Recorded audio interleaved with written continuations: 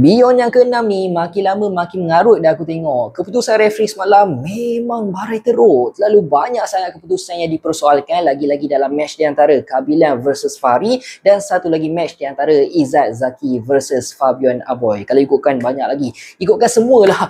Memang tak masuk akal guys result semalam tu. Walaupun result semalam berakhir Malaysia mendahului Indonesia 5-4, tapi ramai rakyat Malaysia yang tak puas hati dengan decision referee dan juga judges semalam. Padahal sepatutnya Malaysia boleh lead at least 7-2, tapi disebabkan keputusan referee yang seakan bias memang merosakkan game. Tapi itulah apa yang nak diherankan sangat, kata event Beyond ni level-level international kan, tapi no, line up referee pun semuanya orang-orang dia juga. Daripada situ sampai ke sini semuanya orang Indonesia. Mana maunya kan guys, selagi Malaysia tak dapat menang secara KO, selagi itulah dorang boleh spin kata player Indonesia yang menang. Paling jelas korang boleh tengok sendirilah result Kabilan versus Fahri.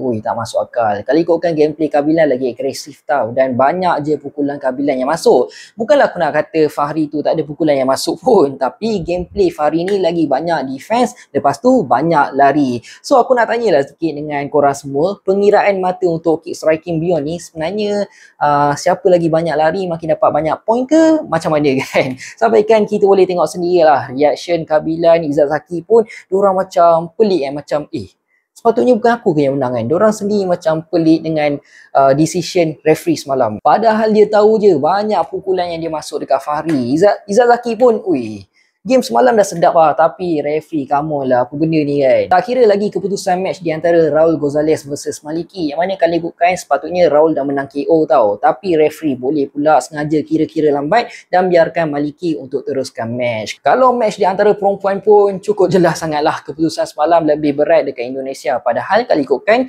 sepatutnya tim Jepun yang lagi layak menang tau. Tapi nak buat macam mana kan, disebabkan keputusan referee yang barai membuatkan banyak keputusan yang tak sepatutnya diorang buat. Pelik-pelik lah guys, macam manalah diorang boleh anjurkan event diorang dekat negara sendiri, lepas tu buat game lawan dengan international, lawan dengan negara lain kan. Tapi yang peliknya semua juri ataupun wasit semuanya dari negara diorang sendiri. Kalau macam ni quality referee untuk event Beyond better. Lepas ni kita dah tak payah hantar wakil dah untuk join event Beyond yang akan datang. By the way guys, kalau korang tengah cari hoodie anime yang lawa macam aku pakai ni, hoodie Attack on Titan, macam mana nak order? Senang saja order sekarang dekat tag Shopee yang ada dalam video. Sekarang ni tengah harga murah tau. Better order sekarang juga.